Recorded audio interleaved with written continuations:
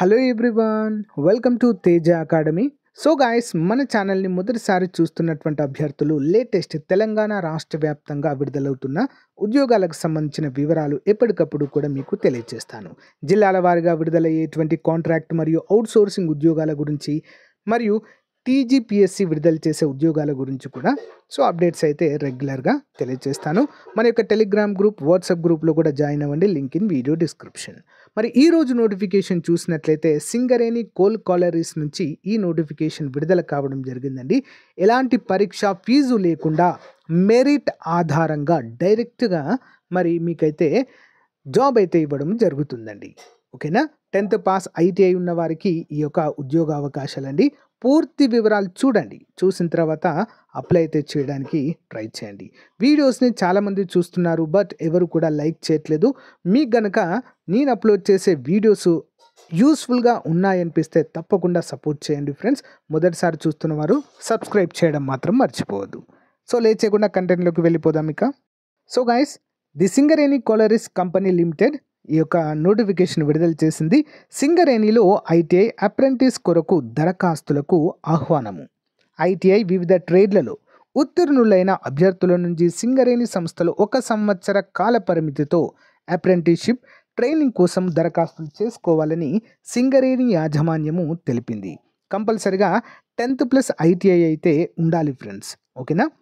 మరి సింగరేణిలో పనిచేస్తున్నటువంటి ఉద్యోగులు, వారి యొక్క పిల్లలు మరియు ఇతరులు కూడా దరఖాస్తులు చేసుకోవాలని కండిషన్ అయితే ఇక్కడ పెట్టడం అయితే జరిగిందండి.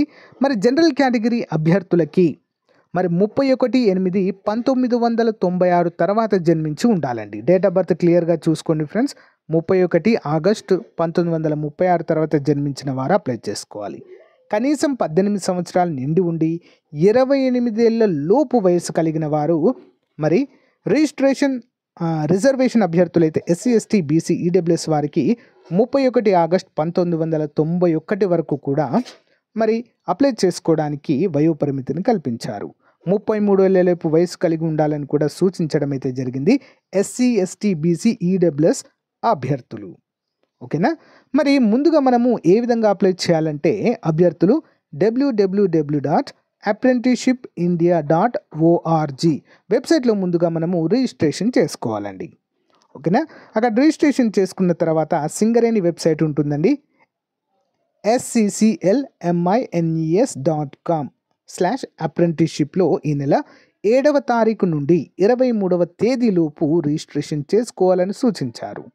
మరి గతంలో apprenticeship.gov.in వెబ్సైట్లో రిజిస్టర్ అయినటువంటి వారు కూడా కొత్తగా apprenticeshipindia.orgకి మైగ్రేట్ చేసుకోవాలి.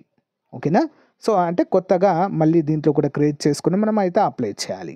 అందులో అప్లై చేసిన తర్వాత మళ్ళీ సింగరేణి వెబ్సైట్లోకి వచ్చి మనం ఇక్కడ కూడా రిజిస్ట్రేషన్ చేసుకోవాలని కూడా సూచించడాన్ని చూడవచ్చు. మరి అభ్యర్థులు తమ దరఖాస్తులను సంబంధిత ధృవపత్రాలతో కొత్తగూడెం, ఇల్లందు, మనుగూరు, శ్రీరాంపూర్, బెల్లంపల్లి, మందమర్రి, RG1, RG2, ఆండ్రియాల, భూపాలపల్లి MVTCలలో తేదీ 24/9/2024 సాయంత్రం 5 గంటలలోపు అందజేయాలని తెలియజేశారు. అభ్యర్థులు వారికి దగ్గరలో ఉన్న MVTCలలో దరఖాస్తులను సమర్పించాలని కోరారు. అభ్యర్థులు 95:05 అంటే 95 మరియు 5 నిష్పత్తిలో అంటే లోకల్, నాన్ లోకల్ వారికి ప్రాధాన్యత క్రమంలో, SC, ST, BC, EWS reservation ప్రకారము అంతర్గత ఉద్యోగులు, సింగరేణి ఉద్యోగుల పిల్లలకు PAF మరియు PDFలకు ప్రాధాన్యతనిస్తూ ఐటీఐ ఉత్తీర్ణులైన సంవత్సరం పొందిన మార్కుల ఆధారంగా యాజమాన్య నియమ నిబంధనల ప్రకారం ఎంపిక జరుగుతుందని తెలియజేశారు.